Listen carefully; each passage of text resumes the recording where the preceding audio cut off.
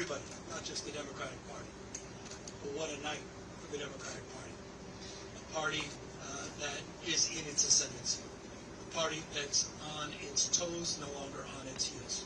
From coast to coast, sea to shining sea. But it was not just a victory tonight for the Democratic Party, it was a victory for the United States of America, for the people of this country, the principles that our founding fathers lived and died for. And so we're proud. We're proud here in California to be part of this narrative this evening. We're proud of the work that the people of the state of California did tonight to send a powerful message to an historic president. Donald Trump is an historic president. He is the most historically unpopular president in modern history. In every critical category, Donald Trump is underwater. He promised to make us healthier. He promised to make us wealthier. We're sicker and poorer.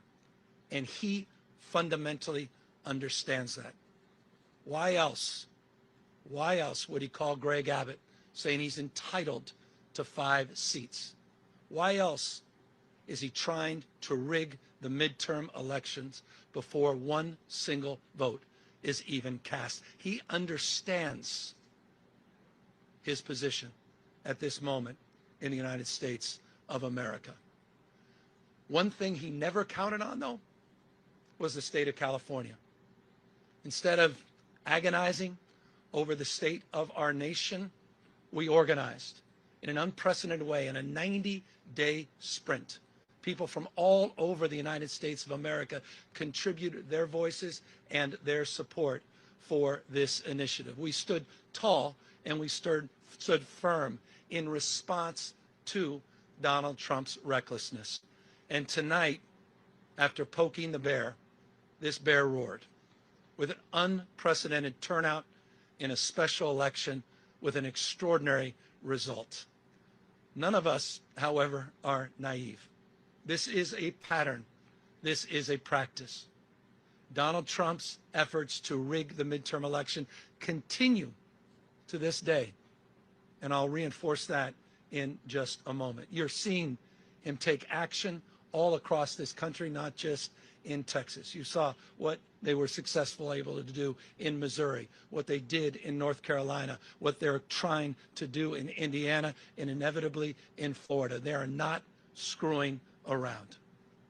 In June of this year, we saw 4,000 National Guard federalized in the state of California. We saw 700 active duty Marines not sent overseas, but sent to the second largest city in the United States of America to militarize our streets.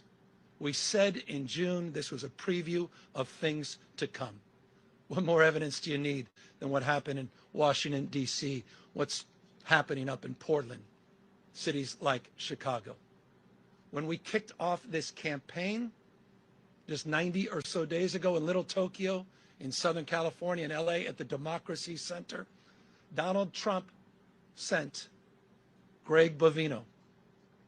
He sent his private police force that increasingly appears to have taken an oath of office to Donald Trump, not to the Constitution of the United States. He sent them to our kickoff rally to chill free expression, to chill free speech, to intimidate people from participating.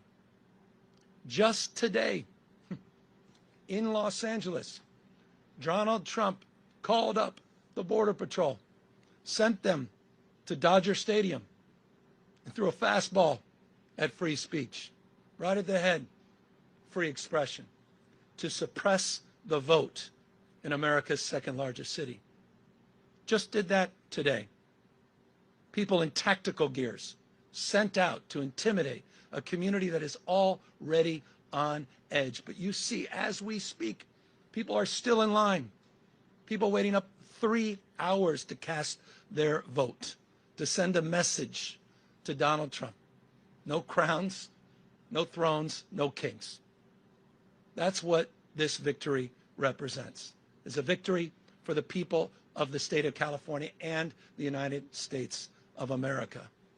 And this is a victory that's punctuated with a sober reminder that it's not just the actions that Donald Trump has taken to federalize our guard, to begin the process of militarizing American cities, to intimidate free expression and speech by utilizing ICE and Border Patrol in American cities.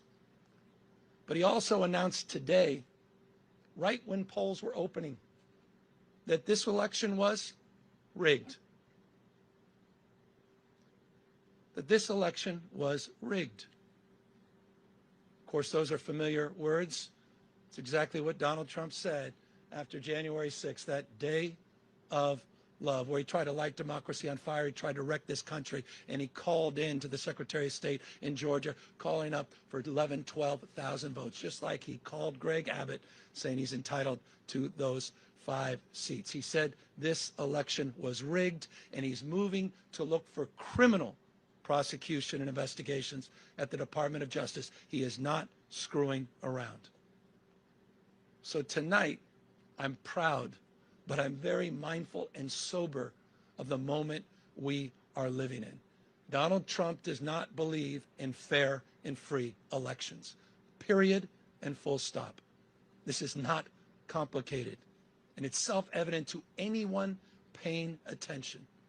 You start to stack up all of these actions that continue to this moment and will continue in moments to come. If you think I'm exaggerating, consider his announcement just a few weeks ago to send rapid response teams all across the United States, in all 50 states, tens of thousands of members of the military prepared for urban deployment, a preview of things to come. But back to this state. Our state of mind was resolute.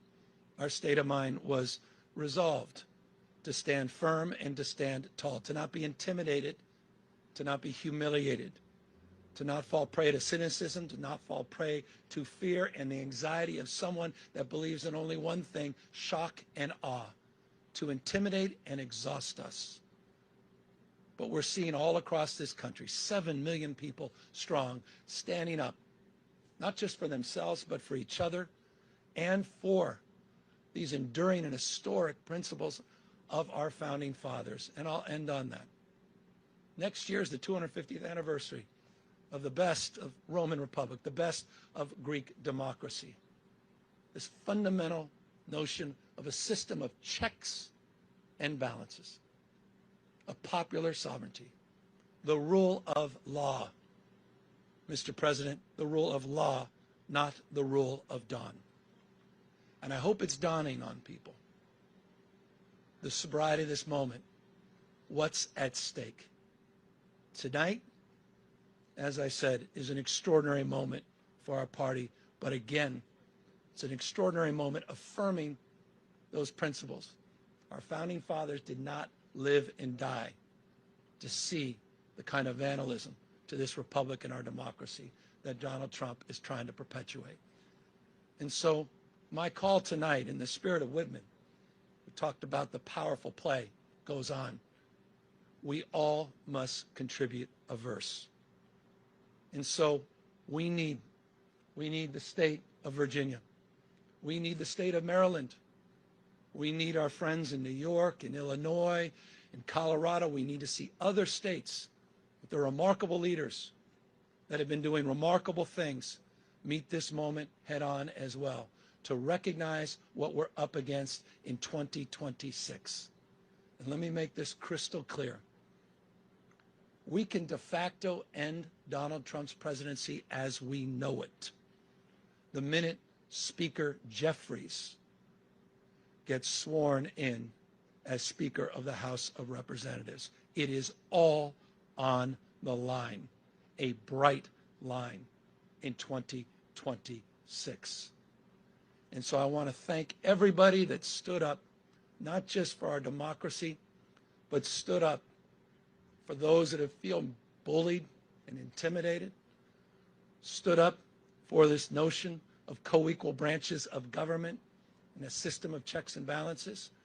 And I want to thank my wife, who reminds me every single day that this is about those that feel alone, those that feel isolated, those that feel an anxiety and a stress that they never could have imagined in their lives.